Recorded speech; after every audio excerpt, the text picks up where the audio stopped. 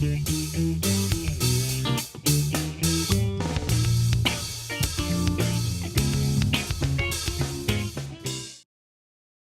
and welcome. We're here today doing our series on entrepreneurial education, and today our topic is rethinking risk. I'm Paul Porter, professor at Sonoma State University. And I'm Mark Nelson, entrepreneur in residence at Sonoma State University. We're going to cover several things today. We're going to talk a little bit about how we define risk. We're going to have a segment on win-lose versus win-learn. We're going to cover the topic of retirement, some coverage on fear and how does fear play into taking risks. And we have a concept called the river, and finally we're going to end with hide and seek. So let's start with kind of defining or redefining risk and why it's important. We felt for a long time that an entrepreneurial skill is the ability to think about risk differently, to, in a way, see risk as its own reward. So, Mark, could you talk a little bit about risk-reward? Sure. So risk really works on a continuum. And the more exposure that you get to risk and taking intelligent levels of risk, the more you understand risk.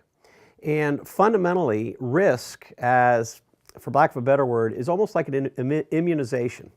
The more you take it, the more you get comfortable with it, the more you're prepared for the next step, the easier it is to navigate between worlds, the more you can kind of get a juice out of doing things that historically might have been a little uncomfortable.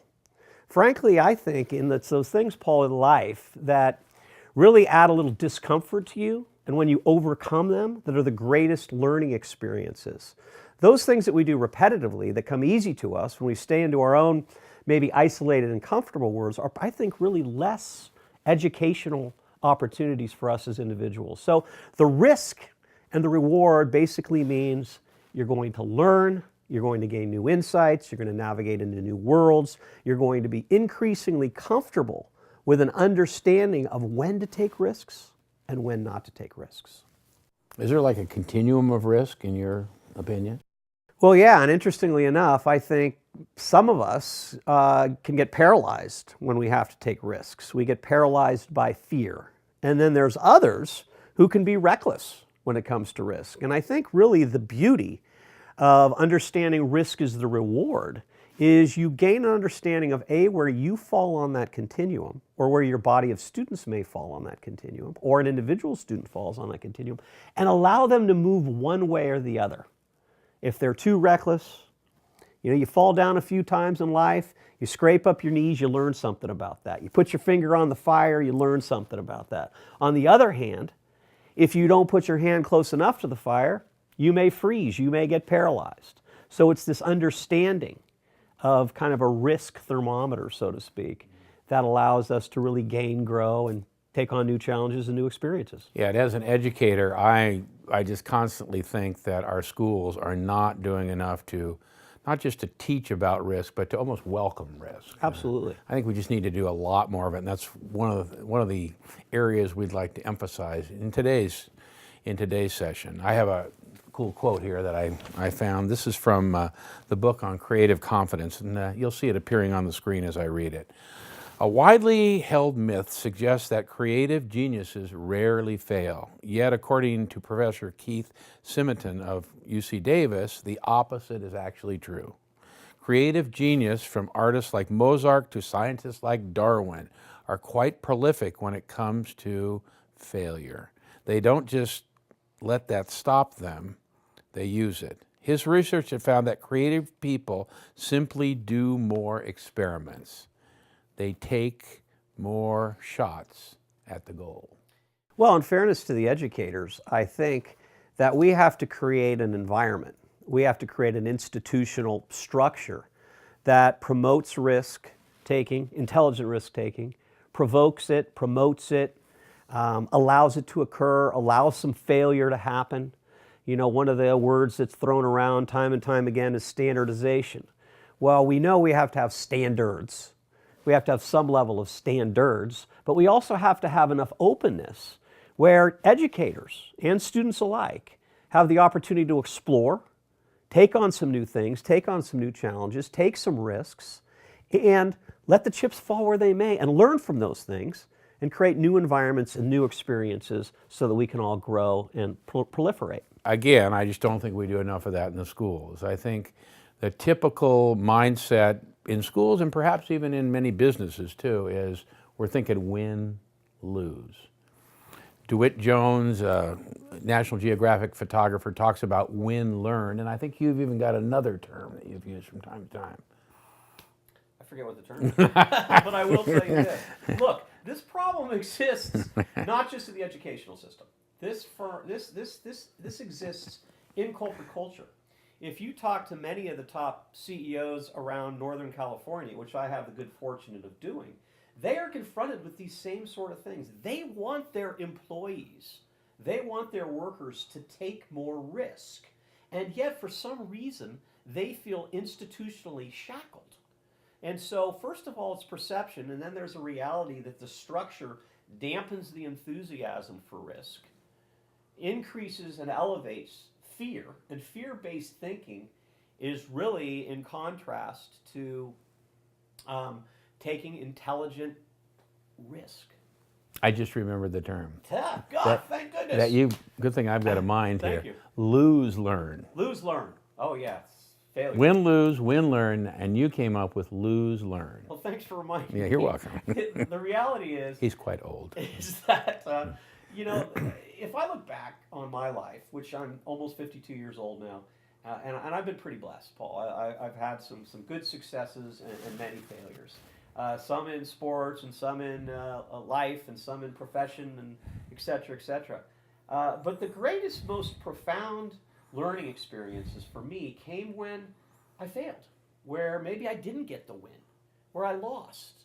So because in those cases, you have a chance to really regroup, evaluate, make some level of assessment of what went wrong and what went right, and then you teach yourself new ways of adapting to the environment in the future or creating the environment in the future. Frankly, when you win the championship, you celebrate the championship, but you don't really go back or you win the big deal. You don't go back and say, oh God, what got us this and got us that. No, typically we're pretty clinical. We get hardest on ourselves. We will do the most amount of exploration when there's been a little suffering involved. There's been a little challenge involved. So that's what we talk about when we talk about lose, learn. And I'd like to say maybe it's live, learn. Anyway. Yeah, and that's where that fear-based stuff comes in. If everything's based on fear, avoidance of anxiety, you're not going to be in this mindset that you're talking about. No, in fact, I would argue that a little bit of anxiety is a good thing. When you get in front of a camera like we are right now, you got a little butterflies working up. You're thinking about what you want to say. You're trying to prepare all the words. But the reality is that little bit of anxiety helps you be on cue. It helps you think about things intelligently. It helps you formulate your thoughts in a way you typically wouldn't do. Now, if I'm so fearful of the camera that I won't look at it or I won't be myself, and I stop up like this, I'm not giving anybody anything. So there's this fine line between using some level of fear and anxiety to your advantage and recognizing it's there and stare it in the face, making it your friend, and allowing it to shackle you, allowing it to put you in prison, so to speak. I teach adults a lot, and sometimes I do an exercise where I ask adults, do a timeline of where you see your life going, what your goals are, and it scares me sometimes because I see so many adults, they have retirement sitting out there. And the last 20 years of their life is working towards retirement. And I know as we've talked, you use a concept called retirement. And to me, this is an example of the opposite of risk-taking and pushing. The thought process behind retirement is to really look at life as a building block and to look at what we've coined building a life portfolio, and that your contributions, your relevance goes into perpetuity.